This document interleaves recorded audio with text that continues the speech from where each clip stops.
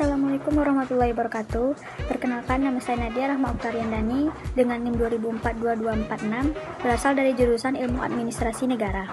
Baiklah, saya akan menyampaikan pembahasan tentang materi Trias Politika yang terbagi atas sejarah Trias Politika, badan legislatif, badan eksekutif, dan badan yudikatif. Yang pertama, sejarah Trias Politika. Trias Politika adalah anggapan bahwa kekuasaan negara terdiri dari 3 macam kekuasaan, yakni kekuasaan legislatif atau kekuasaan membuat undang-undang, kekuasaan eksekutif atau kekuasaan melaksanakan undang-undang, dan kekuasaan yudikatif atau kekuasaan mengadili atas pelanggaran undang-undang. Trias Politika adalah prinsip normatif yang mencegah kekuasaan terdapat pada orang yang sama. Dengan demikian, diharapkan hak asasi warga negara lebih jamin. Kekuasaan legislatif ialah kekuasaan membuat peraturan dan undang-undang. Kekuasaan eksekutif ialah kekuasaan melaksanakan undang-undang dan di dalamnya termasuk kekuasaan mengadili.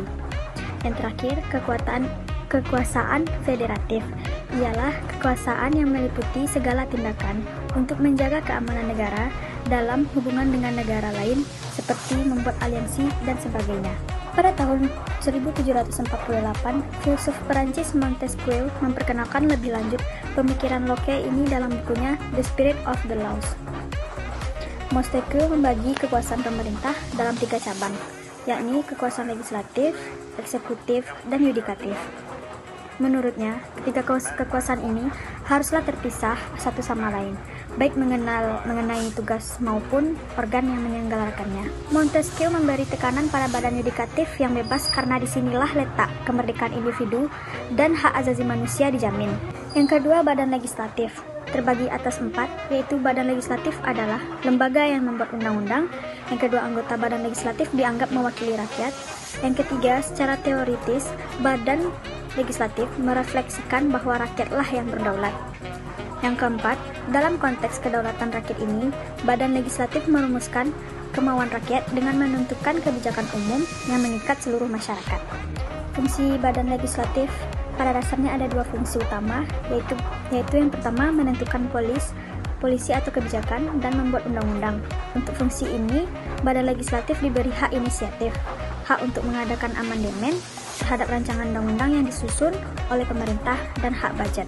Secara teoretis, tugas utama badan legislatif terletak di bidang perundang-undangan.